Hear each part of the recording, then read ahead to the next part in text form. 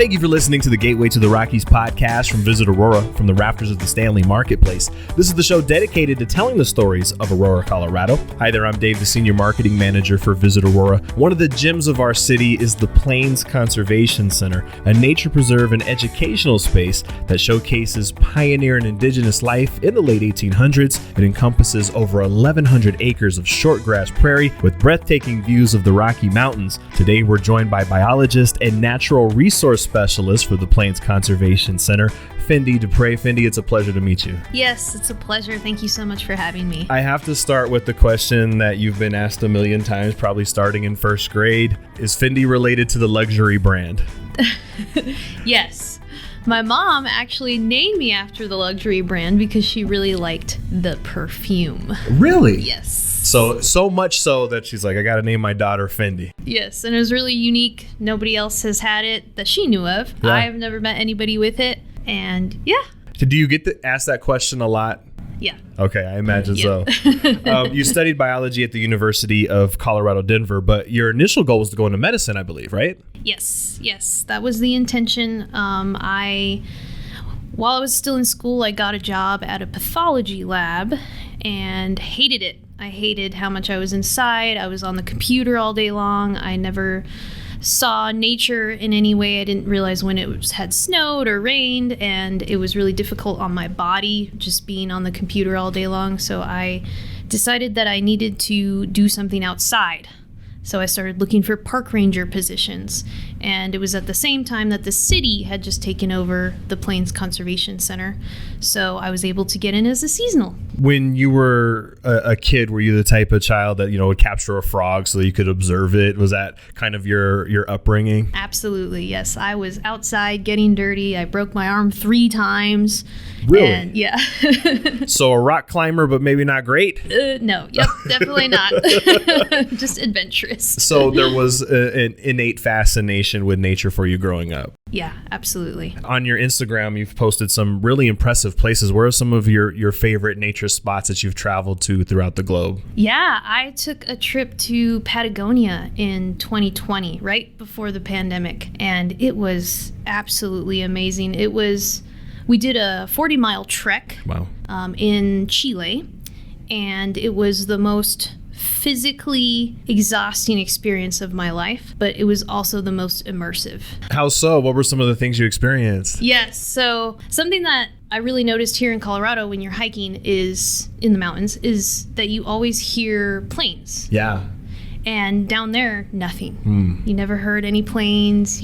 And it was interesting to see the night sky because the sky is different there than it is here. Really? Yeah, the constellations and stuff are different. Yep. It's amazing how much more you can see when you get away from that city light, that industrial light. You really feel like you're a part of a more vast universe. Absolutely. Yes. You spoke a little bit about how you got to the Plains Conservation Center, but as an alluring place to work, what was kind of the journey in that regard? Like what drew you, what attracted you to the Plains Conservation Center? That it was a natural area, an open space, and again, I would be doing something outside. When I first started, I was doing mostly maintenance and taking care of farm animals because we have farm animals on the site. We have a homestead village that's set in the 1880s, and sometimes each summer we get farm animals.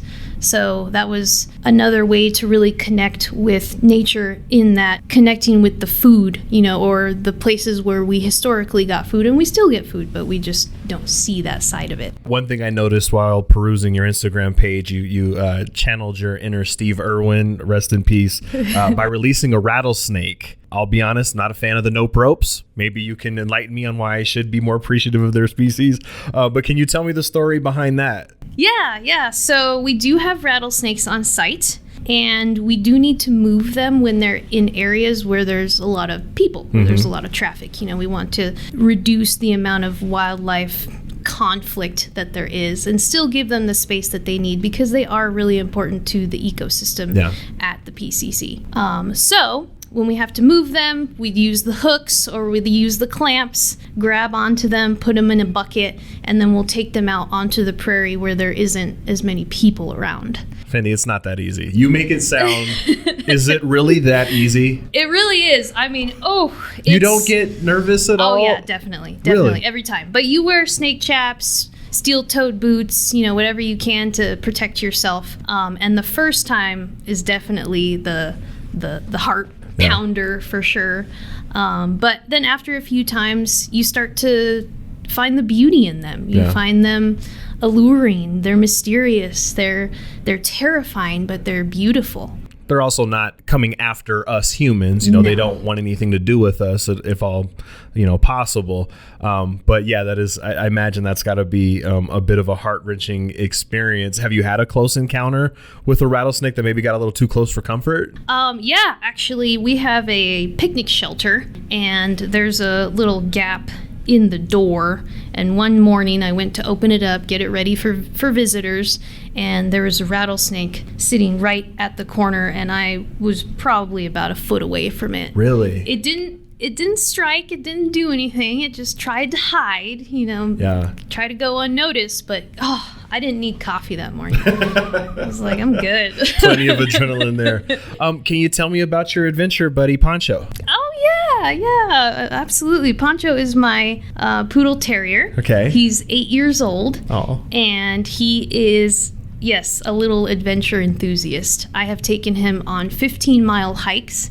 He's 15 pounds and have taken him backpacking too. So sleeping in a tent overnight for a few nights. He's still at it, even though he's 8 years old now, and I hope that he still has many years of hiking and adventures to go.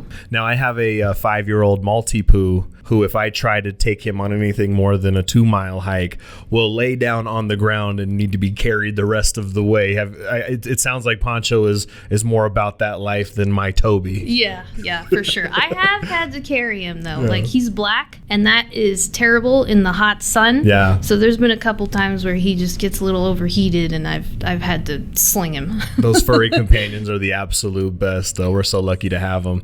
Can you talk a little bit about the history of the site of the Plains Conservation Center? Sure, yeah. Originally, it was inhabited by the indigenous peoples of the Plains, the Cheyenne, the Ute, the Arapaho, and then afterwards it was settled on by homesteaders through the Homestead Act. And there was a archaeological survey that was done at PCC in the late 90s, and they found thousands of artifacts from these homesteads.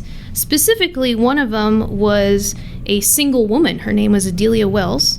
They found 25,000 artifacts from her homestead, and it is really impressive to find a single woman that homesteaded for that long. She was there for over 10 years. And when you go out on the prairie, you can still see the depression in the ground where her homestead was. Wow. Yeah, it's really cool. And afterwards, it became a part of the Lowry bombing range. And wow. they were testing inert bombs. And there are remains of towers. There was a target tower and 3 watch towers. And pilots would drop these inert bombs or flour bags and see how close they could get to the target. Gotcha. After that, it was a part of the West Arapaho Soil Conservation District where they were teaching farmers how to sustainably practice agriculture, because this was right after the Dust Bowl. Okay.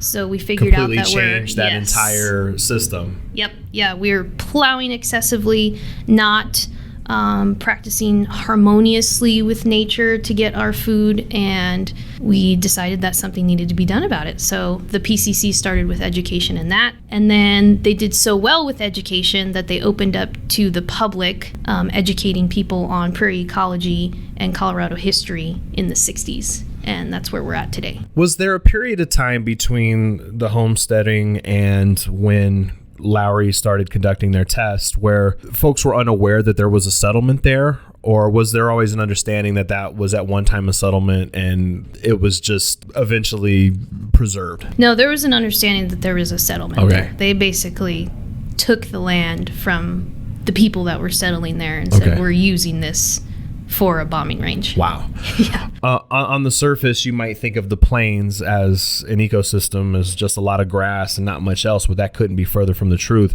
There's a thriving and diverse ecosystem, flora and fauna. What makes the plains so unique, and why is it important to preserve and protect it? Yes. So the prairie, or the plains, is one of the most biodiverse environments or ecosystems on the planet.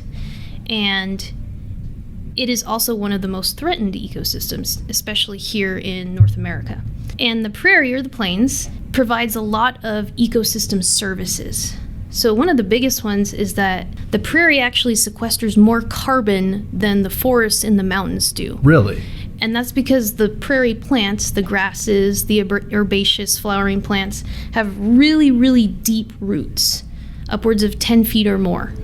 And when they take out the carbon from the atmosphere, they put that carbon in their roots or underneath the ground in the soil. So then when a wildfire comes through, the carbon doesn't get re-released into the atmosphere. It stays underground. Whereas the forests in the mountains, when they experience a wildfire, the carbon is stored in their tissues that are above ground. So that fire burns through and all that carbon goes back into the atmosphere. Really? Yes. So that's a huge ecosystem service. And one of the biggest reasons why it's important for us to put away some of these or conserve some of these prairie spaces in Aurora and everywhere else where there is natural prairie. Some other ones include pollinator habitat. We need pollinators to eat, and pollinators need a healthy, natural habitat to do so. It's also really important for our water quality. We need to have these natural spaces that do these natural cleansings of our water before it comes to us. So yeah, the prairie is really important, and it has such a subtle beauty that you really have to look for. Yeah. So many people come out to PCC and be like, oh, it's just these rolling hills of brown. And it's like, well, you really need to take a closer look, really spend some time with it, examine it, reflect on it, and it'll light up, especially right now with the snow being on the ground. You can find stories that the wildlife are telling in the snow because you see tons of tracks. Like the other day I saw some tracks of wings, like feathers. And then you can see some bunny tracks, and you could see how the raptor. The bunny track stopped. Yeah, the raptor came. The bunny was running, and the raptor came in and slid around. And I'm not sure if it actually got it. There was actually no fur or anything, so I think the bunny got away. Oh, good. But it's fun to try to puzzle it, put it together, and see if you can figure out what they're trying to tell, what story is being told. The area is so biodiverse. You have over 75 plant species, 30 mammal species, 102 birds, and 19 reptile species even. Does the PCC take measures to check on the health of these populations? Yes, absolutely. And there's far more than 75 plants on there. Okay. I took this from your website, I believe. Yes, I know. I need to update that. But I actually do... So I'm also the volunteer coordinator for our division for open space and natural resources. And since my office is at PCC, I do a lot of wildlife monitoring at PCC. We do regular bird counts every month. We do pronghorn counts, prairie dog counts. I just started a prairie restoration project last year where we're doing a whole lot of monitoring using cameras, using game cameras, or just posts where you take pictures on your phone, and it's a way for the public to also be involved in these monitoring efforts. And then we take that information and make decisions on how we should assist the prairie. You know, should we get rid of a certain species of invasive plant? Should we try to make some corridors through the site, et cetera, et cetera? You have a fascinating YouTube video about invasive species. I highly recommend if you get a chance to go to Fendi's YouTube channel to check that out. How has encroaching civilization affected that flora and fauna? Have you noticed a change over the years, especially with all the development we've seen in the metro area? It brings in a lot of disturbance. People, in a really simple example, will go to other open spaces, other natural areas, go to the mountains and pick up seeds on their shoes, and then they come to PCC and those seeds get spread, and those invasive plants compete heavily with the native plants and will almost displace them, and then the prairie can't do those ecosystem services when it has that disruption in it. So the biggest issue that we've seen is definitely the increase of invasive non-native plants. Speaking of plants that probably shouldn't be here, the French aristocracy decided that we needed grass carpets, and all of a sudden that became adopted in North America. Yes. We really should, as homeowners, be planting indigenous species, shouldn't we, instead of trying to curate Kentucky bluegrass, right? Absolutely. Kentucky bluegrass needs upwards of 35 inches of water per year, and here in Aurora we naturally get 12 to 15 inches. It's not sustainable. We don't have the water to give that particular species what it needs to thrive, and there are tons of other prairie native grasses that are beautiful and only take a couple years to establish, and then you don't have to do anything at all. I get a lot of people that come out because I do some like plant identification classes and plant walks and stuff like that are really interested in learning about what native species they can use for their landscaping. And this year, I'm planting a educational garden with that's going to showcase some of these beautiful native species that people can use in their yards. I was considering going with buffalo grass in my backyard. Would that be good for our Colorado environment or not so much? Definitely. Okay. Definitely. That's probably the number one. That and blue grama. Okay. Yep. The prestigious Cornell University lists the Plains Conservation Center as a birding hotspot. Do you find a lot of bird watching enthusiasts at the center, and what kind of birds are they seeing out there? Oh, yeah, definitely. Lots of birders, and we do guided bird safari tours. Oh, cool. We have this really cool safari truck. But yes, we currently have a pair of bald eagles that are nesting on the site. Wow. And we have over 120 different species of birds in total, and some of them are only found in the shortgrass prairie, like the western meadowlarks and the horned larks and northern harriers. They're a species of raptor. So those are definitely some of the highlights that you won't see anywhere else. The area was once occupied by the Cheyenne. You mentioned the Arapaho, other indigenous tribes. It seems very important for the PCC to preserve that legacy and teach about that civilization, isn't it? Oh, yes, absolutely. They unfortunately experienced some terrible hardships in the past, basically attempted genocide, and have been able to persevere and are still present, are still living in these areas. And I feel like it's really important to teach people about how they interacted with the prairie, what their adaptations were, their uses of the different plants, their beliefs, and it's really enjoyable for me to teach people about. Yeah, could you give us some insight? What was life like for the Cheyenne and even the pioneers in the 1800s? What was life like on the prairie for them? Yeah, so for the Cheyenne, they were very connected to the resource. And the prairie is a really harsh and desolate environment, so they had to move around quite a bit, be very nomadic, so that they could exploit different resources. But they were also land stewards. They knew what the prairie needed, per se. So they would do these prescribed burns.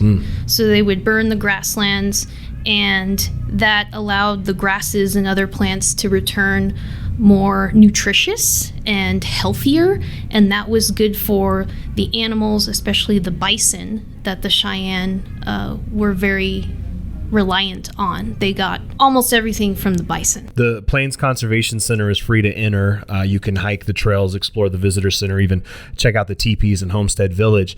There is a fee to attend guided programs. Can you talk a bit about some of those experiences? Yes. So we do a lot of regular programming. So we do wagon rides where we take you out on the prairie, teach you about the prairie ecology or the wildlife on the prairie, and then we do tours of the teepee camp. So that's where we do the Cheyenne education, and then we do tours of the Homestead Village. There are 2 houses, a blacksmith shop, 1-room schoolhouse, and a loafing shed, and that's where we have the animals during the summer. So we'll teach about how the homesteaders relied so heavily on their animals. And then we do like prairie birding safari rides. We do full moon hikes. Oh, wow. Sometimes we'll do some astronomy programs. I'm actually planning a star party in May. It's on May 19th, and I'm working with the Denver Astronomical Society, and they're going to bring out 15 to 20 telescopes with volunteers, set them all up, and let people kind of mingle and look through the scopes, look at planets, galaxies, whatever is out that night. And we're going to have s'mores in our picnic shelter. And then I'm going to do some presentations, and I'm working right now to get some indigenous presenters to come out and do some presentations on indigenous star knowledge. So that's something in the works that's really exciting right now. You had me at s'mores. Yeah, I know. That's the key. Let's hope for clear skies on May 19th. I know. The Plains Conservation Center is in partnership with the Denver Botanic Gardens. That seems like a great relationship. How do they help with the programming at the PCC? Yes. So they run all of the school programming that we have, and during school program season, it's almost every day that we have a school group out there. Yeah. And they also do homeschool programs, family workshops. They do a variety of other visitor drop-in public programs. So it's been a really good relationship. It's fantastic to have them out there helping with the school programming. And then they do have an heirloom garden there too. So it's in the sod village, and it represents species of herbs, vegetables, fruit that homesteaders would have been growing in Aurora in the 1880s. Believe it or not, I vividly remember being 9-10 years old 1,000 years ago, and our class went out to the Plains Conservation Center, and it was riveting. I vividly remember sitting in the one-room school, and at one point we were even allowed to pet rattlesnakes. A handler brought a rattlesnake out, and we were able to stroke it a bit, which is a really life-changing event. I don't imagine extreme petting zoo is an option, part of the school curriculum anymore. But there are chances for children to interact with the wildlife, like you said, during the summer, right? Yes, absolutely. So specifically the farm animals, there is chance to interact with the farm animals. As far as the wildlife go, we try to give them the space that they require. And it's kind of like, if nature allows it, we'll see pronghorn and coyotes and bald eagles and stuff. Are there certain species that you observe out there that particularly excite you or fascinate you? The pronghorn, definitely. We have a herd of about 100 of them that live on the site, and they're very curious creatures. The Cheyenne actually used to hunt them by hiding behind like a mound and waving a piece of cloth or leather. And the pronghorn are so curious that they'll actually walk up towards that waving piece and it put them in shooting range of a bow. Oh. And they were able to hunt them that way. And I've certainly had that experience in the truck. So I use the truck as a blind. And at that time, I think I was using my GoPro, and I was just kind of, moving it back and forth. And this group of pronghorn just kind of slowly started creeping in, getting closer and closer, and let me get some really great pictures of them. There's an odd encroachment of modern life that you see, even from the center with nearby communities. With Aurora growing at an impressive rate, is there a risk that we'll lose this habitat? Not the PCC, okay, no. Good. It has a conservation easement on it, and it is here to stay. It's never going to be developed. Not sure about the rest of the surrounding area, but it's really important for Aurora to preserve some of these spaces. And that's one of our biggest goals when we have people come out to the PCC, is to connect them with nature. Because when you experience nature and its wonder and its ingenuity, you connect with it. And when you have that connection, you think about it when you're making decisions that might affect it negatively. And not only it, but us, because we are nature. Yeah. We are a part of nature. Mm-hmm. Earth is our mother. If we take care of the land will take care of us. The more people that can make that connection, the more people that affect the decisions that are being made. And it doesn't mean that we can't expand, we can't keep growing, we can't have a thriving economy. It just means that we need to make decisions that are harmonious with nature. We Absolutely. can, make those corridors, leave those spots within our infrastructure, and then everybody is a win-win.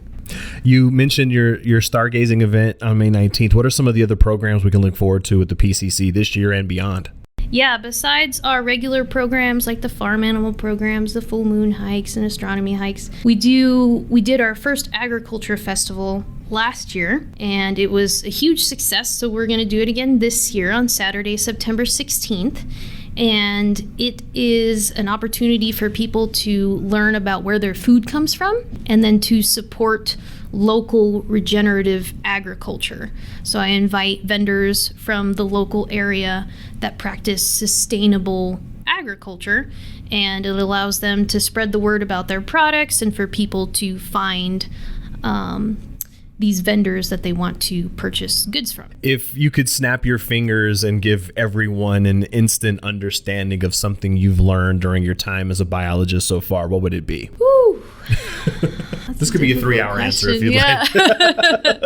But what do you think is the most important thing that we can take away as people as it relates to our relationship with nature? I think it's that we need to remember that we are nature. We are so disconnected.